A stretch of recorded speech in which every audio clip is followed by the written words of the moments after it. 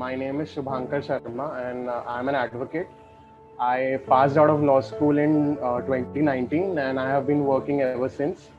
Uh, since my law school days, I was very intrigued by IP.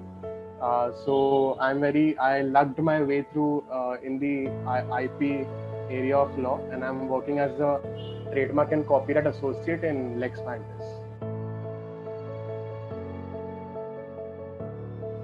Initially, I had a brief idea about LawSeco back when I was in law school, but I never took any classes or any course because I thought I didn't need it. But eventually, when I got my second job where I'm working right now, so we had a lot of contract drafting work here, and I actually had worked only with trademark applications, copyrights, and all the prosecutions related to that. So I had no basic idea about how contract drafting works. But then, as and when the work came, I realized that I had no knowledge about contract drafting because in law school, basically they don't teach us about law about contract drafting, right? If you ask anyone, they nobody teaches contract drafting.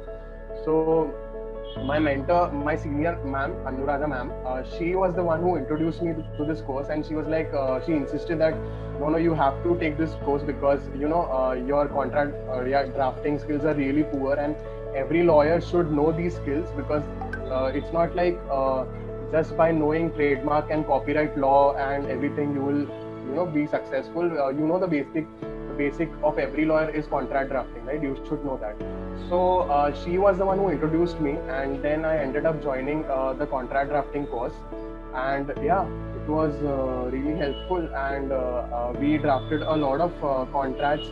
So it was a 2 months course, and right from bail applications to legal memos to rent agreements, franchisee agreements, to petitions and articles. We drafted everything, and it was a great experience for me, and I learned a lot, and it has helped me in my career.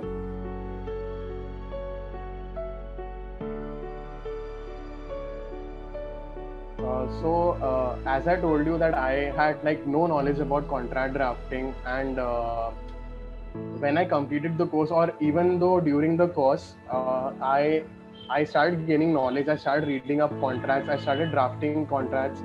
So now I'm not saying that I'm 100% there because you're never 100% there, but at least I am better than what I was 5 months ago, and I can now ask my seniors for work relating to contract drafting. So it has really ended up being a great course for me because previously I was very hesitant.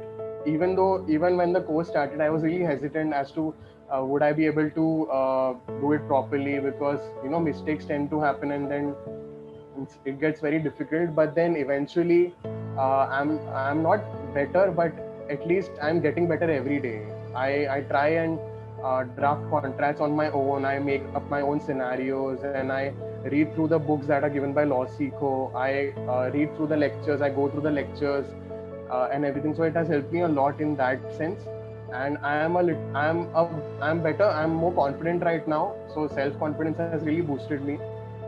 So it was great. It has been great. And secondly, we were told to draft petitions as a part of the assignment. So it's a very funny story actually. Anahita ma'am, shout out to Anahita Arya ma'am, who was the evaluator of the drafting, the assignment. They gave us the topic. So my topic was National Commission, drafting a petition for National Commission of Women and Children in case of violation of child rights at workplace or factory. So it was the last assignment, and like I was doing well in all the previous assignments, and so I drafted. I sent for evaluation, and I got a 0. So like it really disheartened me. Like why did I get a 0? So I spoke with Anahita ma'am, and she gave me a few pointers here and there, what I missed out, citations, different case laws you have to write, you have to mention everything, all of those things. And then I paved my way through, and I ended up writing the article once again. I ended up writing the article, and she actually liked it. So from 0, she gave me an 8. And then a few days later, she told me that you are really good at writing. Because so I was really shocked, because I never thought that anyone would tell me that I'm really good at writing, because I never in my life, I mean, we used to write compositions and everything in school, but I had never written anything on the lines of legal law or law, right? So it was really I boost in my self confidence that she actually thought that I could write more. And she was like, if you write one more article, you would be eligible for the certificate of merit. So I told her that if you guide me uh, while I write, then it's great. And then I ended up writing another article on drafting a petition on decriminalizing marijuana in India. And I got full marks in that. I got 10 on 10. And because of that, I ended up being the first rank in the drafting course. In all the people who had taken up the course, I got first rank, and it was really like I wouldn't have imagined in all of those people I would be the first one. But it helped me a lot. It helped me in my self confidence, because uh, previously I lacked self confidence. And now that I know certain things, and I know that I can write, even though it is being evaluated by seniors, but there is room for improvement everywhere. And it really helped me a lot. I am very thankful to Lawsico, Anaita ma'am, and everyone at Lawsico team who have helped me a lot.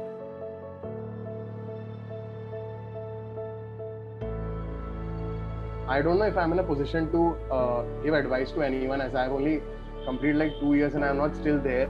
At least in my head, I'm not still there. But my only advice would be to, like, I was ignorant in the first few years of my law career to not get into internships, right? I don't know about curriculum, because everyone has a different study pattern, and eventually you have to pass and get through good grades and everything. That is so very normal for everyone, very basic advice.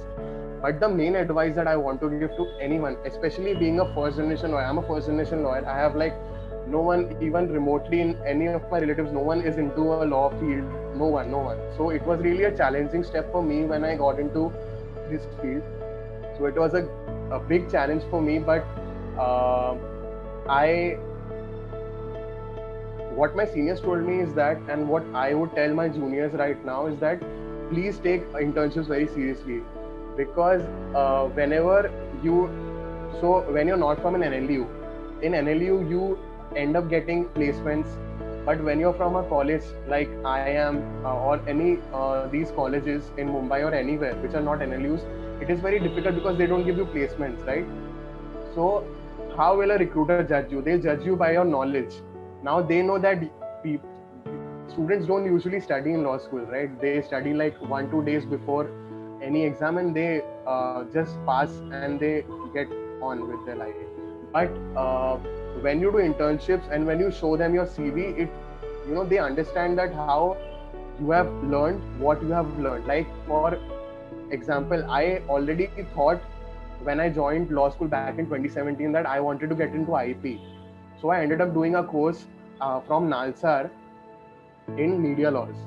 And I also did a course from WIPO, right, on introduction to IP. So, and then I ended up getting internships in IP as well. So, like, I had a basic knowledge of intellectual property, trademarks, and copyrights, and what I wanted to get into. So that was clear. But many of my peers and many of my friends, they had no idea what, and half of them, they didn't even get internships or do internships. So it was very difficult for them to find a job.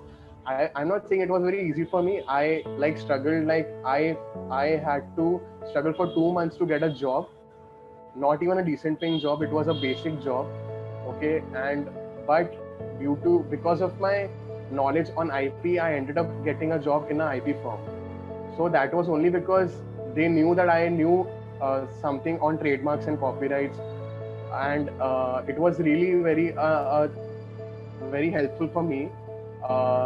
So that is my only advice to anyone. Please do internships, even though you're not getting internships of your own choice, because the NLU people have a chip on their shoulder because they're from NLU, and students like us, it's very difficult. So please get internships. Please learn everything. Please be thorough with the laws that you do. So it is very important. for any student, all of these things are really important. That will be my only advice.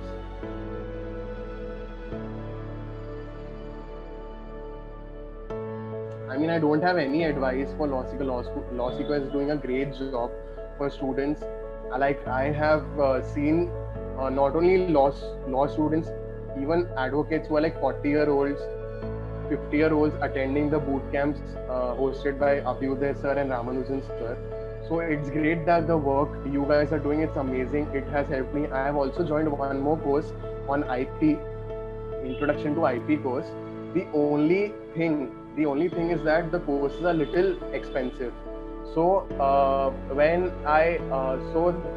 the IP course that I wanted to enroll into was for, I guess, 15-20,000 back 3 months ago, but I couldn't join it because of some financial reasons. But then when I was able to join the course, the course wasn't there, and it ended up being 50,000, which is a lot of money, right?